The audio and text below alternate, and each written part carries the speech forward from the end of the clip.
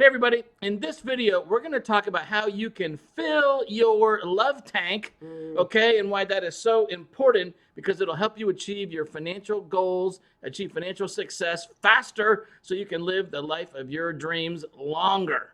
All right, this is part 2 of a series we started last week on the 5 love languages and money, and this is a continuation of that, how to speak to your spouse. Yeah. So if you feel like you are running on empty, emotionally speaking, then you really will benefit from watching this entire video. You're going to discover how your spouse can start to fill your emotional love tank, and then you will really benefit as your marriage gets more intimate and more fulfilling. Now, you are probably familiar with the 5 Love Languages book from Dr. Gary Chapman, and his book's become a cultural phenomenon, all right? Well, we're going to continue that. So we're looking at the 5 love languages and then relating that and incorporating these 5 money personalities and blending them together so that you've got a better understanding of yourself and your spouse so that you can... never, ever fight over money again. Never fight over money again. Right? Is that never? Almost. Almost never. Virtually impossible to fight with... Okay, well... It's going to be a lot better, okay? Right. This is going to be no more fighting and a lot more loving, and it's totally worth it, so stick around, watch this whole video. So, huddle up, team. We are John and Tara Thorman, the money coaches, and we are on a mission to help you improve your relationship with money and with your spouse so you can achieve financial success and live the life of your dreams. So be sure to crush that like button. Share the video and subscribe to our channel so we can help more people win their money game too. So, are you ready? Put me in, coach. I'm ready to play. All right, awesome. Well, let's dig right into this, okay?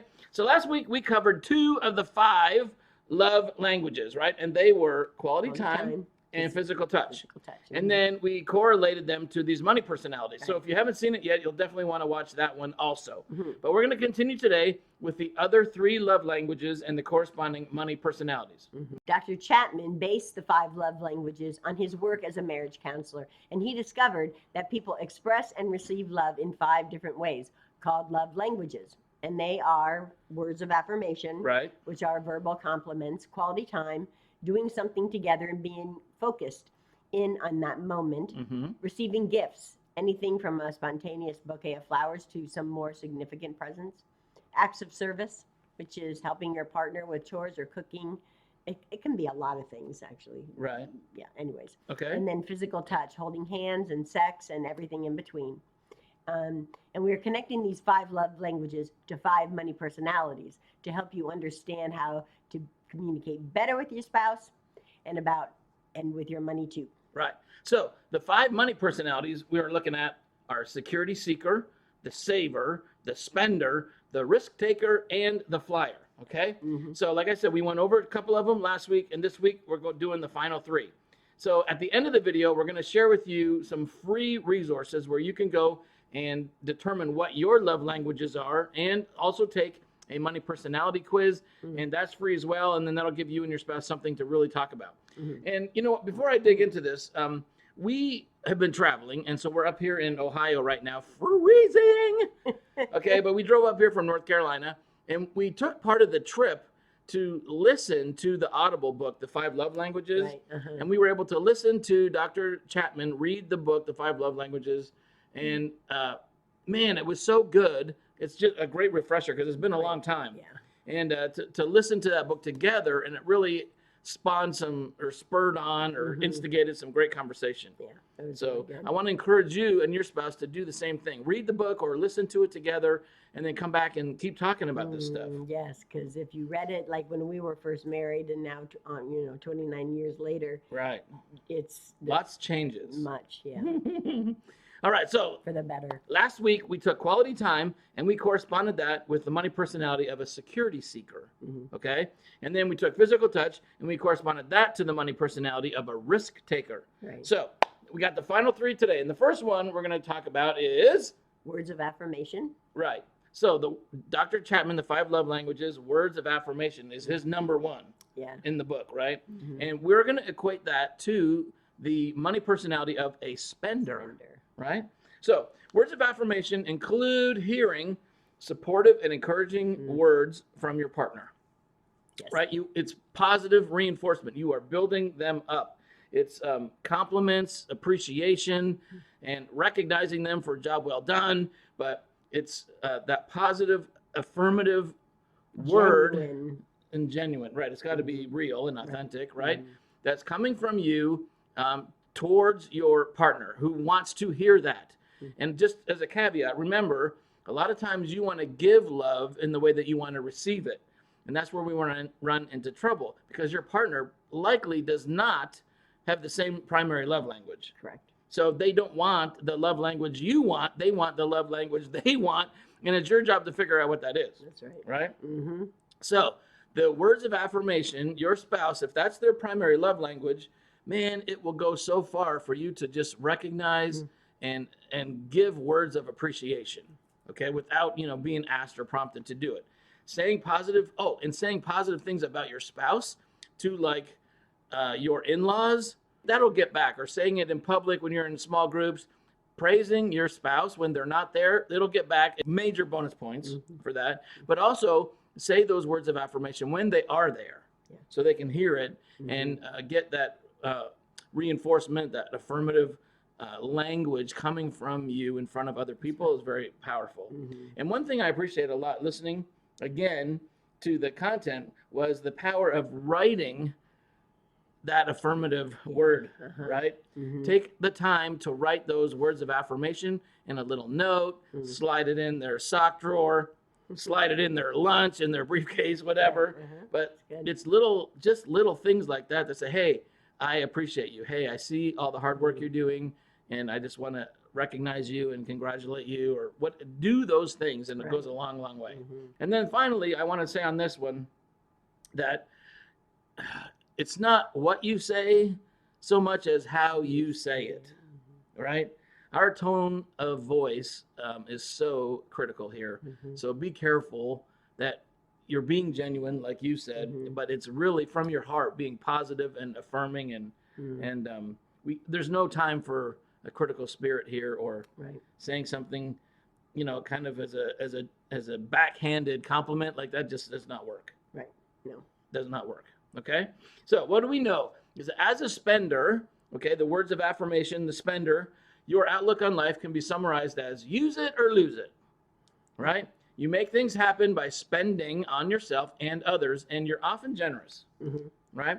So spenders tend to be more carefree with their money. They're not concerned about how much they spend or who they spend it on, and they aren't necessarily rich. Like you can go spend all of your money is all of your money, whether it's $1 million or $10, right? All your money is all your money. As a spender, the person will get a thrill from the purchase, right? Whether it's for them or for somebody else, right? So they tend to be carefree and loving to take care of others, and they're ready to move quickly on a purchase if they see something that they want, right? Now, about 22% of people will have the spender as their primary money personality, okay? So let's look at some strengths of the spender. What do we got? They live in the moment, focused on the now, and willing to spend to make life a blast. Oh, I love that. Love to buy things for other people, receive joy from helping others and giving gifts. And they get a thrill from the purchase, and the price doesn't matter. It's pure fun. And buying that drives the spender. Pure fun. Pure fun. So those are some strengths of the spender. Now here's some weaknesses, okay? On the spender side, they could be impractical. They are the most impulsive of any shoppers, right? There's no list, right? So there's no guardrails, right, to help keep them in bounds. And research isn't a priority. If it's there and they want it, they're going to get it, right? Non-communicative. Since spenders don't think much on purchases, this leads to a lack of communication on big purchases as well, right? So they can come across as secretive or sneaky when they're really not trying to be that way. Right. Filled with regret. Whoa.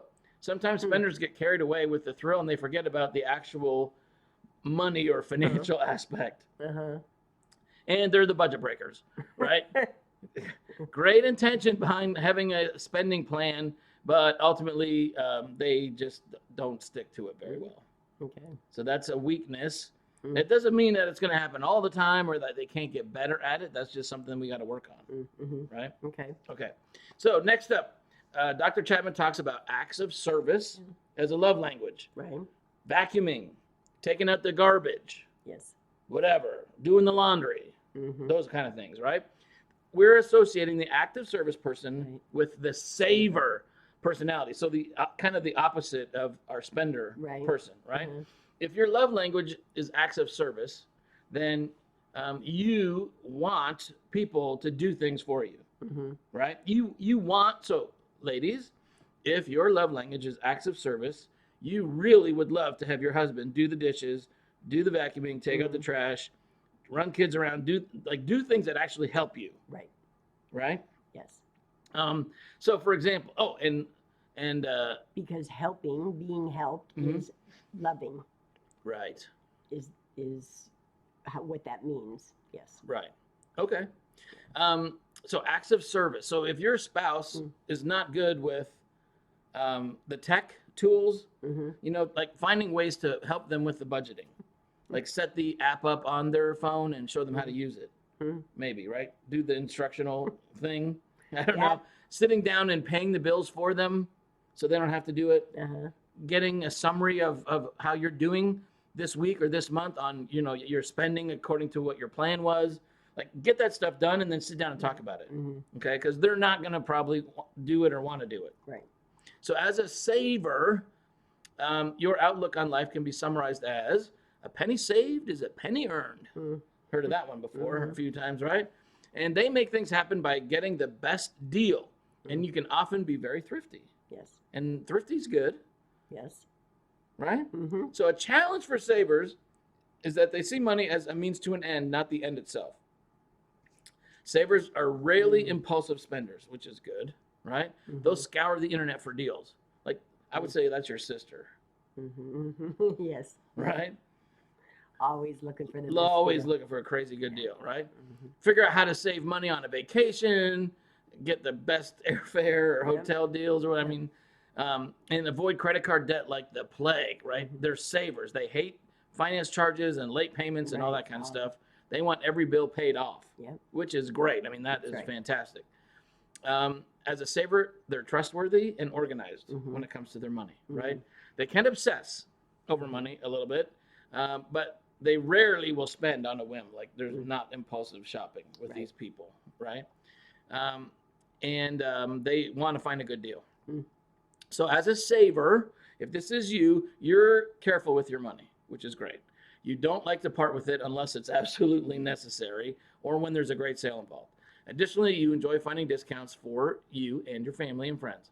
About 26% of people that complete this assessment will fall under this category of saver. Okay. So what are some strengths of the saver, babe? They get a genuine rush from saving money. It's thrilling, right? Yeah. It's a positive source of pride in getting something you wanted for less. And organized, responsible, and trustworthy when it comes to finance. And for the most part, a saver won't spontaneously throw money at things. They rarely spend impulsively. Right. A lot of research before they spend money, right? Research, yep. Okay. True. And savers like to plan and have a whole picture put together before spending any money. And they do avoid credit card debt like it's the plague. They just don't like it. Savers hate paying interest and accruing debt, and they want to pay off all their bills right away. Right. So that's great. That is great. Now, some weaknesses potentially for the saver personality is they could be a joy stealer. Right? Like the damp rag, okay? Their resistance to spend money can suck the fun out of just about any situation. So you got to be careful about that. They may be too focused on a short-term or even a long-term savings goal that they sacrifice too much quality of life now and they could be a little unhappy, right? You don't want that. Right. And they might be known as cheap. They could be the cheap ones because it's so hard for them to part with their money, right? They can come off as cheap or maybe even sometimes selfish. So we got to be careful about that when we're working with this, okay? Now, number 3, the love language, our final one of the 5 here, is receiving gifts. And we have equated that with this money personality called the flyer. Some people mistake the love language of receiving gifts as being materialistic. Right. but that's not it at all. Right. They love the thought that's going in behind it, right? Yes. So it doesn't have to be something bought. It can be something made Mm-hmm. or something repurposed, or maybe you've got like your earrings, right? Mm-hmm. That Maddie loved, and you gave her those earrings, and she just was blown away, right? So special, that personal behind it. So it doesn't have to be materialistic or a spending thing. That's not it at all. So, well, and I think if I could say, please, that gifts are this. It overlaps into it's intangible. I think it overlaps into the gift of time. Okay. You know, well, I just think so. But, like with the quality time and the gifts, yeah, like they can. There's some overlap there, yeah, possibly. right. Okay. I'm sure there is. Okay. I mean, So if your spouse likes chocolate, for example, you baking them chocolate chip cookies or bringing them home a Snickers bar, yeah, huge show of love, right? Like that's gonna fill their love tank. right, because it's you thought about them, and then the gift is The tangible right representation of your thinking about them. Yeah. Is that right? Mm-hmm. But these are how you fill the love tank, right? Yeah. If your tank's empty, you can't love so much. Right. So we want to give you these tips so that if you help fill your spouse's love tank, right? If you're feeling empty, the best way to fill it is to fill theirs up, and then they're going to fill yours back up. That's right. Is that right? Mm-hmm. Okay. So the outlook for this flyer is keep it simple. And they're perhaps the most difficult money personality type because it's the most unusual. It's the least frequent. Okay. Okay. And the thing is that it's got very little to do with money. They just don't care about money. Like that's just not their thing. They don't think about it. Right now, they're not anxious about it. They're not, obsessing or compulsive about it. Right. They just have very little emotional response to it whatsoever. Okay. As a flyer, if this is you, you're happy to step back and let someone else manage your money for you. Yeah. You tend to be poor at planning, tend to be more reactionary. Let's look at some overview here. It says the flyer is focused on relationships. That's what's important to them. That's right. They're focused on the relationship, not on the money. Right. They make money and they spend money and they use it, but they just don't think about it that much. So they're not really good planners. Right. So if that's you, get with a planner, like get some help. Okay. And it's interesting. 2%. Yeah, it's a very small percentage of people that would identify as that kind of a category. So, Okay. all right. As a primary, like you could have it as a secondary, right? But very few people have that as a primary love language or money personality. Wow. Again, so what are some strengths of the flyer, babe? Basically, you're content with your life. A flyer could be dirt poor and not be bothered. As long as flyer is making their own decisions, they're happy. Right. And again, this is the person that's their love language is receiving gifts. Right. Okay. They're big on relationships. Relationships and connections are pretty much the largest area in their life. And they're happy to let others take care of their finances. This can come in handy if your significant other has a different money personality, for sure. Right. Absolutely. And they're not motivated by money, flying by the seat of their pants. Flyers live the life they want. Okay. So those are some strengths. And then some corresponding weaknesses for our receiving gifts personality or our flyer money personality is that they tend to be more reactionary due to not looking or paying attention to their finances. Right when they finally do, it's like, oh crap, I'm overdrawn, or oh crap, I'm gonna be overdrawn, or how am I gonna pay this bill? Right? There could be some more what do you call them, fires to put out in their life. Right? They may lack some skills to solve money problems just because they don't ever think about it. Right? They really never delved into it or studied, so they could use some help because they don't know what's available, what the options are, and they tend to be more disorganized. Right? I would say that. Yeah, more disorganized. So those are our tips for you today. We want to see you with a full love tank and your spouse with a full love tank, because then you're going to be happier, you're going to be more fulfilled, and you're going to be able to work together towards achieving your financial goals and living the life of your dreams, right? If you don't get after it, no one else is going to do it for you. So we got to get going here, all right? Now, here's some resources. We're going to put the links down in the description box, but again, there's the link for the 5 love languages quiz, And we got a link for the 5 money personalities quiz. Okay. And I would encourage you either get the book, The 5 Love Languages, or get the Audible and listen to it together, and then have time to talk about it and increase your helpful. intimacy, That's right? right. And your understanding and appreciation for each other. Right. It's going to make it a whole lot better. Which will directly affect your finances in your home. Right. The stories that Dr. Chapman shared about these Man. couples and just how desperate and jacked up their relationships were, and how seemingly miraculous the changes were in weeks and months, not years, but weeks and months, just by doing these changes, right? Recognizing the love language and trying to fill that love tank in their partner, and how it came right back to them. That's right. It's so fun. And it's great to talk to you about it, honey. Yeah, me too. So guys, take this and go improve your love life and your money life. Right. And be sure to share this. Comment, drop us a note, let us know what you think about it. If you got some ideas for future content, we'd love to hear it. And if you haven't subscribed yet, what are you waiting for? You don't want to miss another video. All right. We will see you next week. Have a great one. Bye-bye, everybody.